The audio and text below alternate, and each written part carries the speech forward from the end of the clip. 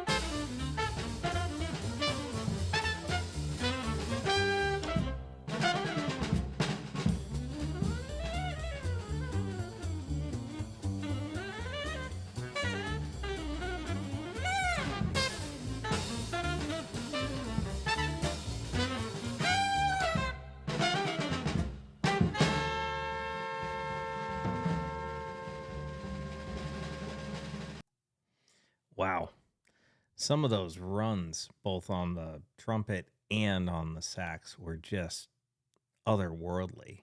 And, not everybody loves jazz. Totally understand. Some people will come across and say ridiculous things like, oh, what kind of music has all 12 notes in the scale played at the same time? It's jazz. I mean, it's a horrible, horrible, stereotype. Jazz just has this level of improvisation that not a lot of music has. You know, you would go see some bands play live. Let's say you go see a band like Leonard Skinner or something like that, go play live. They would try as absolutely hard as they possibly could to play every single show the song exactly the same way. They'd practice and rehearse and practice again to try to make everything perfect every time. And then some bands have a formula, or groups have a formula where they're like, okay, this is what we're gonna do. In these sections, you can improvise a little bit, but it doesn't have to be exactly perfect every time. And I find that in a band like Van Halen, for example, Eddie played mostly exactly the right guitar solo, but he would change it up a little bit. He would improvise a little bit. He might choose a wrong note that's wrong to some people's ears, but it's right to him at the time. And then you got bands that are, jam bands, and they have a framework for a song and they try to play within that framework. In the rock world, bands like the Grateful Dead, for example, or the Allman Brothers, or Government Mule, or Fish, or something like that, they'd play within that framework, but they do something, very improvisational um, during every performance. And it was, if you were into it, it was really kind of extraordinary, but some people can't quite listen to it that way. And then you go to jazz, real jazz, like what Ornette Coleman is doing here, or somebody like a Charlie Parker, or who have you, Coltrane, or Gillespie, or anything like that. And what you'd end up with is these magical moments that can never be recreated. They are what they are at that particular time, and that's it. If they capture it, they capture it. If they don't, they don't. But, those magical moments are sort of the thing that make a jazz fan a diehard jazz fan in the long run. Jerry Garcia once talked in an interview. He was asked about why the Grateful Dead allowed taping to happen at their shows, why they allowed audiences to record their music and then, do what they do with it. And the thing about the Grateful Dead, of course, is you go see them and you get in that community, and what you'd end up with is nobody sold their taped shows. They traded them. They go back and forth. They'd record an entire show and then trade it with another person and what have you. It became a very communal thing, having that show and passing it around and passing it along and making all the deadheads that more infatuated with the performance. And Jerry was asked, well, why would he do that? He's giving away the music. And his logic was brilliant. Because they were an improvisational band, because they were a jam band and they never played any show or set the same way twice, they felt like, well, we've done that piece, so it's done. It's out there in the world. We're never going to do it the same way again. So that's out there, and the audience paid for the ticket. Why shouldn't they get to have the music too? And I always thought that was really, really cool. Now, one of my favorite bands, Government Mule, they, in a certain sense, do allow taping, but what they actually do is, and I've been to their website. I know this. I have some of these tracks or these albums. They will do proper recordings of the shows, recorded at the soundboard, so everything is mixed really, usually very well. And you have the amps mic'd up, you got the drums mic'd up, everything is usually mixed really, really, really well.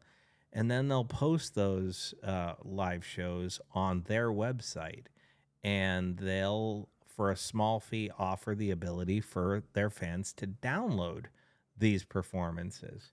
Because again, Government Mule doesn't play the same set every night at all. I mean, they change from night to night to night to night, and by all accounts, they keep a ledger of what their set lists were previous times that they were in that particular venue or that city, and they would make sure that they don't do an accidental repeat of a particular number of songs. I mean, they might repeat a handful of songs from year to year, but they don't repeat the entire set list. They don't even come close. They usually, like, you might have 2 or 3 songs in a set or in a night that they would repeat from the previous appearance there, probably a year earlier. Now, I've always thought that was incredibly cool. With jazz, like listening to Ornette Coleman, listening to Charlie Parker, listening to, um, oh my God, brain is Coltrane, listening to, Eric Dolphy, listening to the Modern Jazz Quartet, listening to, Take Four. Um, it's just it's free. It's free performance. The art, the band, the artists, the musicians are so at the top of their game and the top of their instrumentation, their ability, that they can just let it all flow out. And some people will say that it sounds like noise. Some people will think, oh my God, it's only X amount of, they're playing all these different notes and it's just sounds like a jumbled up mess. There's no structure. Where's the melody? Yada, yada, yada. And to others like myself, we can sit there and listen to it and go, oh man, they were really into it. And if you feel that way, if you manage to actually feel that way, then what you end up with is feeling like you're in the moment that they were recording it, even if it was recorded 40 or 50 years ago. It's just my observation. Anyway, happy birthday to Ornette Coleman. I hope you all enjoyed this. Please feel free to leave a comment in the comment section below. Just know that I appreciate all of you and I wish you well. Take care.